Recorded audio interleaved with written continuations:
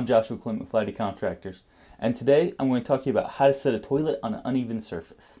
A lot of times you run into the uneven surfaces on your remodel jobs, or if you put a toilet in a garage or downstairs, somewhere where it's not quite made for a toilet. I like using plastic shims for this. It beats going out there and getting your floor set and try to make a big mess trying to just level it out a little bit.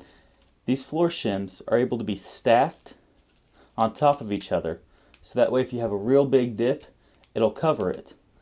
But also, they won't rot out. Being plastic, they'll last for a long time. So what you want to do is place them on the uneven surface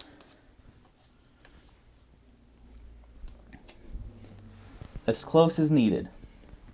Next, you're simply going to push them in until they get nice and tight, and they aren't really easy to move. What I like to do is actually leave the shims under there for a little bit. That way, as the toilet gets some wear and tear, you can move them in a little bit if needed, or take them out and put a new wax ring in. It's just, don't like the look of them, you can take a razor blade right along the edge here and cut it off, scarring it several times. After that, you can put a bead of caulk around there and make it look a little bit nicer. I'm Joshua Clint with Lighty Contractors, and you learned how to set a toilet on an uneven surface. Thanks for watching. Good luck with your next project.